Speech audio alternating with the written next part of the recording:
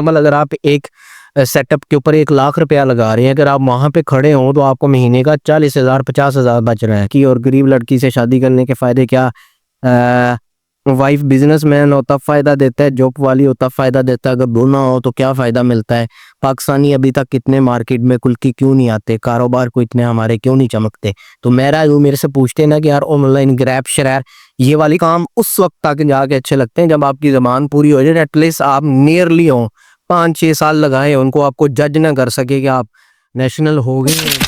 अस्सलाम वालेकुम वरहमतुल्लाहि वबरकातुहू। Welcome back to my channel again. आज की जो वीडियो का टॉपिक है वो बहुत ही इंपॉर्टेंट है उन लोगों के लिए जो ऑलरेडी इंडोनेशिया में आ चुके हैं और उन लोगों के लिए जो पाकिस्तान से आना चाह रहे हैं। जिस तरह आपको पता है कि मैं बहुत सारी मैरिज की कंसल्टेशन देता हूँ, तो बहुत सारे लोग मुझे कभी कभी तंजिया कहते हैं, यार इतने लोग यहाँ पे आ रहे हैं, आपको पता है कि इंडोनेशिया के अंदर आपको जॉब की इजाज़त नहीं है, कारोबार के लोगों के पास पैसा नहीं होता, तो लोग करें तो कर क्या। और ये एक हकीकत है। मैं इतनी 1.5-2 साल के मेरे अरसे में जितने भी पाकिस्तानी यहाँ पे पहुँचे हैं, कोई अपने साथ 30-40 लाख रुपया नहीं लेके आया शादी के लिए। स्पेशली लोगों के पास तो कह लो कि शो मनी दिखाने के लिए $1000 नहीं पूरे होते। उनमें से मैं भी था जब शुरू में आए थे। और ये बात हकीकतन कोई बुरी बात नहीं है, ना कोई तंजिया बात है। जब आप शुरू में आते हैं, हर बंदे को 1.5-2 साल लगते हैं चीज़ों को समझने के लिए, मार्केट को, स्पेशली उसको, अपने पार्टनर को और उसकी फैमिली को समझने के लिए। क्योंकि जब भी वो उसने बाद में बहुत सारे पाकिस्तान से पैसा ला के यहाँ पे कारोबार शुरू किया है, तो इनिशियली तौर पे इसको बुराई नहीं है। तो बहुत सारी ऐसी गलतियाँ हैं, जो ऐसे सवालात हैं जो पाकिस्तानियों के जहन में चलते हैं कि इंडोनेशिया में आके क्या वो ऑनलाइन काम कर सकते हैं, क्या वो गाड़ी चला सकते हैं, क्या वो ये कर सकते हैं, वो कर सकते हैं। और बहुत सारे लोग,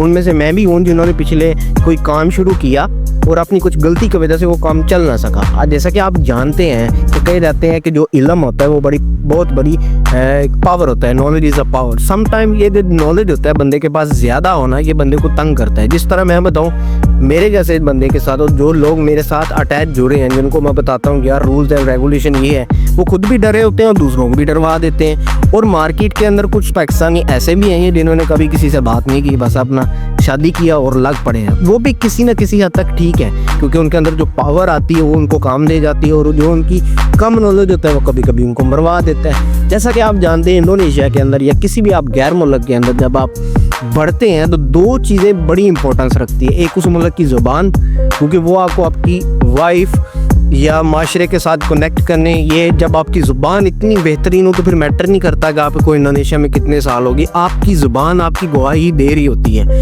और जो लोगों को इंग्लिश नहीं आती, वो अपने पार्टनर के साथ आके उनको इंडोनेशियन ज़ुबान में बात करनी पड़ती है, तो वो मेरी जैसे लोगों की निस्बत बहुत तेज़ी से सीख सकते हैं, क्योंकि उनके पास कोई सेंटर के अंदर लैंग्वेज नहीं होती। तो अगर आप और आपकी पार्टनर को तीसरी ज़ुबान कोई नहीं समझ आती, उसे उर्दू नहीं आती, आपको समझ इंडोनेशियन नहीं आती, और आप दोनों गूगल ट्रांसलेटर यूज़ करते हो, तो यकीन करो आप उन खुशकिस्मत लोगों में से हो जो जल्दी इंडोनेशियन ज़ुबान सीख जाएंगे as compare to my self. Because मेरी और मेरी वाइफ के सेंटर में इंग्लिश आ जाती है, तो जिसकी वजह से हम उसको ज़्यादा अबूर नहीं कर सकते। दूसरी तरफ आती है पावर ऐसी होती है कि आपको ज़बान आ गई है, आप मार्केट के अंदर घुल मिल गए हो, तो ये जो थोड़ी सी जिगरा है ना, जिसे कहते हैं, यहाँ पे ये दिखाने की ज़रूरत होती है। कुछ पाकिस्तानियों में एक्स्ट्रा होता है, वो यहाँ पे विजिट वीज़े पे आए, उनसे पूछो क्या है, मेरे पास 2 साल का वीज़ा है। अगर आप उनसे पूछो कि आपके पास अभी कौन सा वीज़ा है, 2 साल का हो तो कहेंगे 5 साल का। अगर आप 5 साल का वीज़ा होगा, आप पूछेंगे वो कहोगे मैं तो नेशनल हो गया। ये थोड़ा ओवर कॉन्फिडेंस हो जाता है। हाँ, लोकल लोगों पर ये कारोबार चल जाता है जब तक वो आपको चेक करने हैं, लेकिन ये कुछ चीज़ें पाकिस्तानी भाइयों के ऊपर ट्राई लगाते रहते हैं। होंगे इत्तास के ऊपर, को पूछेगा कहेंगे मैं तो 5 साल पे हो, 5 साल पे हो गए, तो को पूछेगा मैं तो नेशनैलिटी ली, या उसके ऊपर टांग रखने के लिए। ठीक है, चलता है। अब पाकिस्तानियों की ज़िंदगी का मकसद ही एक दूसरे के ऊपर रोबोट दगला हुआ। अब आते हैं मेन टॉपिक के ऊपर, आपको सारी जनरल चीज़ें बता रही हैं। पाकिस्तानी गलती यहाँ पे ये करते हैं सबसे पहले कि जो 1.5-2 साल बाद मेरे जैसे बंदा जब वो कारोबार में आता है, उसकी जहनीत ये होती है कि वो एक कोई दुकान डाले, जो भी करे, गले के ऊपर वो बैठे। अगर वो गले पे नहीं बैठ रहा, या फॉर एग्जाम्पल को रेडी लगाई है, मोस्टली पाकिस्तानी कबाब, हमें लोग दाढ़ी की वजह से ना अरब से समझते हैं, और अरब के कबाब शवारमा जिसे हम पाकिस्तानी ज़बान में वहाँ पे कहते हैं, वो बड़ा मशहूर है। तो वो अपनी वहाँ पे फ़ोटो चिपकाने की करते हैं, या सोशल मीडिया के ऊपर अपने बिज़नेस की प्रमोशन के लिए आगे आते हैं। वो चीज़ आपको कहीं ना कहीं नुकसान में लेके जाएगी। मैं आपको इस वीडियो के अंदर वो तरीके बताने आया हूँ कि भाई उसमें मैटर है नाम, नहीं है आपका मैटर। कि यार ये जो वाला धंधा लगा हुआ है ना ये दानियल का, उसमें पैसा मैटर है। मैं आपको वो तरीके बता रहे हैं क्योंकि नाम वाले मेरे जैसे लोग सोशल मीडिया के ऊपर बथेरे बैठे हैं बैठने के लिए, ये देखो जी मैंने ये किया हुआ, ये देखिए क्यों। मैं आपको वो चीज़ें बता रहा हूँ जो आप लॉ एंड रेगुलेशन से रहते हुए, पीछे रहते हुए आपका पैसा जनरेट कर रहे हो।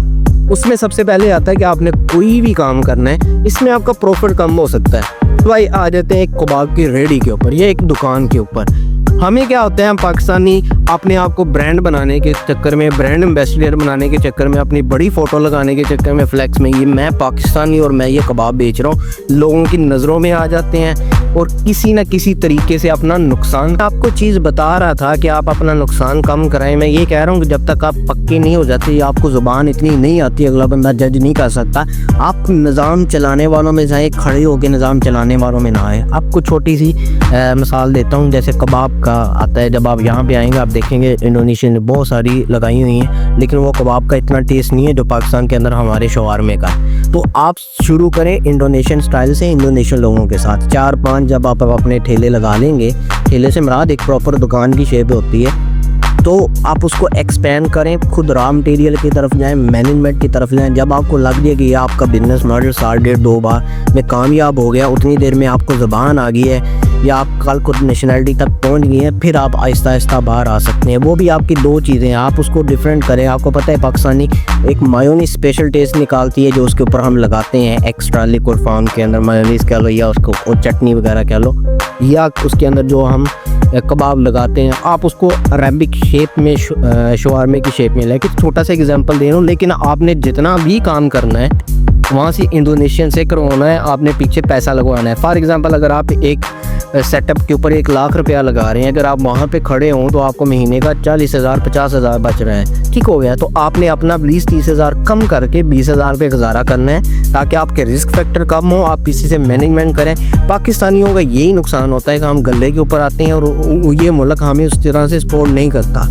मैं हमेशा हर पाकिस्तानी को कहता हूँ, चाहे वो इन्वेस्टर है या दूसरा है, आप उस पे जाए, फ्रेंचाइज के ऊपर जाए, फ्रेंचाइज लें। किसी मिक्सो हो गया, बड़ी 600 900 बिलियन की है। इसी तरह छोटी छोटी काट है, कबाब की भी यहाँ पे फ्रेंचाइज मिल जाती है। पानी है जो शरबत है जिसे हमें टी कहते हैं, वो भी लोगों ने फ्रेंचाइज बनाई हुई है। आप अपना पैसा लगाएं, फ्रेंचाइज लें, फ्रेंचाइज से मुराद वो एक चीज़ की मेंबरशिप लें, उनसे सामान लें। फ्रेंचाइज लेने के 2-4 फ़ायदे होते हैं। आपको ब्रांडिंग खुद नहीं करनी पड़ती, मार्केट में खुद नहीं आना पड़ता, रॉ मटेरियल उनकी तरफ आता है, आपने जस्ट अपनी जगह सेलेक्ट करनी है, सामान सेलेक्ट करना है। तो ये सारी तरीके हैं जो मैं अपने पाकिस्तानी भाइयों को कह रहा हूँ कि सबसे पहले ज़बान को दूर करें और ये जो आपका 2-3 साल का पहला पीरियड है इसको आहिस्ता से गुजारें। अपनी वाइफ को देखें, उसके रिश्तेदारों को देखें, थोड़ा बहुत पैसा लगा के देखें, इन सारी चीज़ों को स्टडी करें, फिर आप मार्केट के अंदर 2-2.5-3 साल बाद खुल के आए। लेकिन मैं ये रिकमेंड करता हूँ कि आप वो वाले काम करें जहाँ पे आप इंडोनेशिया को आगे रखें पीछे से बैठ के, या पैसा लगाएं, या आप सुबह को जस्ट या शाम को उसके रॉ मटेरियल में उसकी हेल्प करें और आगे फ्रंट पे इंडोनेशियन को रख के खेलें, जिस तरह आप अपना किसी भी किस्म का कोई भी कारोबार चला सकते हैं। इसके अगले चैप्टर में आपको वीडियो बनाऊँगा जिसके अंदर बहुत सारा सवाल होता है कि अमीर लड़की और गरीब लड़की से शादी करने के फ़ायदे क्या, वाइफ बिजनेसमैन होता फ़ायदा देता है, जॉब वाली होता फ़ायदा देता है, अगर दोनों हो तो क्या फ़ायदा मिलता है, पाकिस्तानी अभी तक कितने मार्केट में खुल के क्यों नहीं आते, कारोबार को इतने हमारे क्यों नहीं चमकते। तो मेरा यही कहना है कि आप सबसे पहले ज़बान पे अबूर करें, सही हो गया। अगर आपने पैसा लगाना है तो इंडोनेशियन को आगे रख के आप पीछे से पैसा लगाएं और उसका माल इकट्ठा करें अपना, और जब तक आपको नेशनलिटी मिल जाए या आपके कागज़ पूरे हो जाए, एक प्रॉपर बिजनेस की सेटअप में आना हो, तो बहुत सारी मिसालें हैं मार्केट के अंदर। सुराबाया के अंदर MKR के नाम से एक रेस्टोरेंट है, मेरी तो रूह खुश होती है जब भी कभी उसकी वीडियोस देखता हूँ। वजह क्या है, उन्होंने अपना सेटअप लगाया हुआ है, उसने इंडोनेशियन स्टाइल भी रखा हुआ, पाकिस्तानी स्टाइल भी रखा हुआ। पाकिस्तानी स्टाइल क्या है कि बाहर लोगों को टिक्के दिख रहे हैं लगाए हुए, पाकिस्तानी लोग रखे हुए हैं शेफ, यानी कि प्रॉपर, जो मेरी रूह खुश होती है उसको देख के, कि बाहर लोग टिक्के देख रहे हैं, बड़ा सा पतीला बना, उसके अंदर वो कबूली पड़ी हुई है या बिरयानी पड़ी हुई है, छत के ऊपर इन्होंने इंडोनेशियन लोगों को देखते हुए एक प्रॉपर कैफ़े वाला सेटअप दिया हुआ है, अपनी जगह ली है दोनों तरफ से। तो ये सारी चीज़ें जो आपने मैटर करनी है। जो पाकिस्तानी शादी वाले उनको मैं कहूँगा कि आप दुकान वाले सेटअप पे अभी ना जाइएगा। ये जो छोटा जिसे रेडी कहते हैं, ठेला कहते हैं, आप इस तरह के सेटअप शुरू करवाएं और उसमें से अपनी इनकम को जनरेट करें और फिर कल को देखें अगर तो आपका पाकिस्तानी टेस्ट या इंडियन टेस्ट के साथ रखता है तो आप उसको, जिस तरह ये कबाब का काम है, ये सारा नॉर्मल उसी तरह से दे रहे हैं। हर गली के अंदर 5-5 6-6 दुकानें हैं। अगर आपने कल को फ्यूचर में आके बाहर निकल के काम करना है, बाहर निकल के फिर भी नहीं आपको कह रहा हूँ रेडी पे हैं, जब तक आपका प्रॉपर परमिट आ जाए या प्रॉपर आप नेशनल हो जाए, लेकिन आप पीछे से उस रॉ मटीरियल को तो तैयार कर सकते हैं, उसके अंदर पाकिस्तानी जायके तो दे सकते हैं। तो ये सारी छोटी सी एडवाइस ही लोगों की। ये जो लोग मेरे से पूछते हैं ना कि यार ऑनलाइन ग्रैब शरैब, ये वाली मेरे भाई गलती नहीं करनी, क्योंकि आपको अलाउ नहीं है यहाँ पे काम करना। ग्रैब आप गाड़ी दे के चलाएंगे या बाइक के ऊपर जाएंगे, आप 2 चीज़ों से पकड़े जाएंगे। जब आप मार्केट के खड़े होके ऑर्डर पकड़ेंगे तो जो लोकल लोग वो राइडर का काम करते हैं ना, वो ही आपकी वीडियो बना के वायरल करेंगे, देखेंगे बाहर से आने वाले लोग कामयाब हो गए हैं, हम यहाँ पे डिलीवरियाँ कर रहे हैं। अब देखो ये अगर इनको आने दिया तो ये हमारे साथ डिलीवरियाँ कर, आप जल्दी पकड़े जाएंगे। या आप किसी क्लाइंट के घर को चीज़ देने गए,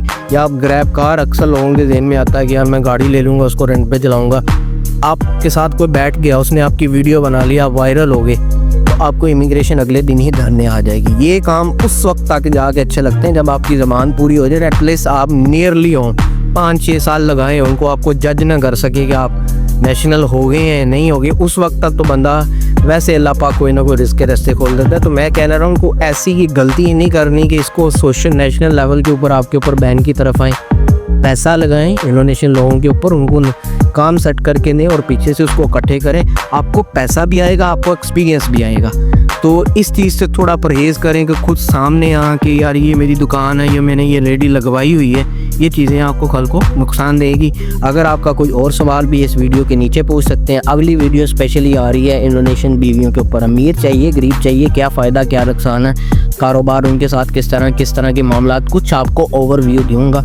और कुछ लोगों को बुरा भी लग सकता है, लेकिन हमारा तो काम है बताना, सही है। तो मिलते हैं अगली वीडियो में, तब तक इजाज़त दीजिए, क्या अल्लाह हाफ़िज़।